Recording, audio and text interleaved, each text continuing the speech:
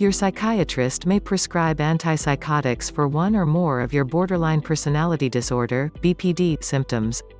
Why antipsychotics for borderline personality disorder?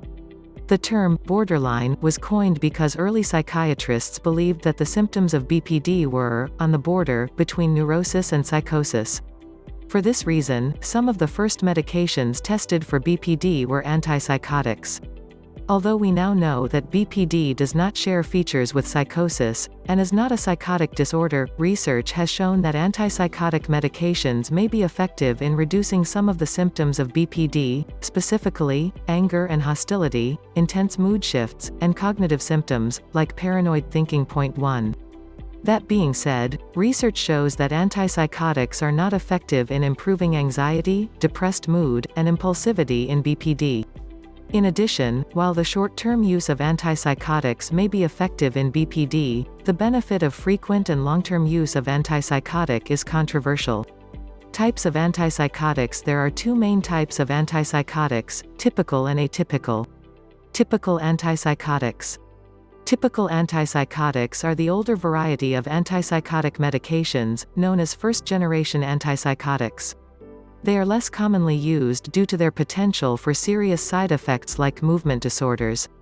Some typical antipsychotics are Haldol, haloperidol, Navaine, thiathixine, stelazine, trifluoperazine. Atypical antipsychotics.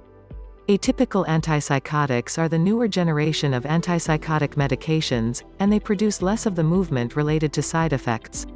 Atypical antipsychotics include Abilify, aripiprazole, Caplyta, lumateperone, Fanapt, iloperidone, Geodon, ziprasidone, Invega, paliperidone, Latuda, lurasidone, Rigzul-T, brexapiprazole, Risperdal, risperidone, Safras, asenapine, Seroquel, quetiapine, Vraylar, cariprazine, Zyprexa, olanzapine. Side effects of antipsychotics. Tardive dyskinesia, a side effect that can occur from the long-term use of antipsychotics, involves uncontrollable movements of the face, lips, tongue, limbs, and fingers.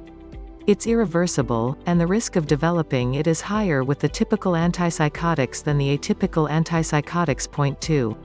Other potential side effects are called extrapyramidal symptoms, like akathisia, an intense sense of restlessness and agitation. Extrapyramidal symptoms are also more common with the typical than the atypical antipsychotics. Neuroleptic malignant syndrome is a rare but very serious condition associated with antipsychotics involving high fever, delirium, and muscle rigidity. Neuroleptic malignant syndrome is also associated with seizures, rhabdomyolysis, muscle breakdown that can lead to kidney failure, coma, and death. While the atypical antipsychotics are less likely to cause tardive dyskinesia and extrapyramidal symptoms, they are associated with other side effects like weight gain, new-onset diabetes, a rise in cholesterol, sexual dysfunction, and heart problems. As shown, there are a number of potential side effects associated with antipsychotics, and they vary by the type, typical versus atypical, of antipsychotic, as well as the individual medication.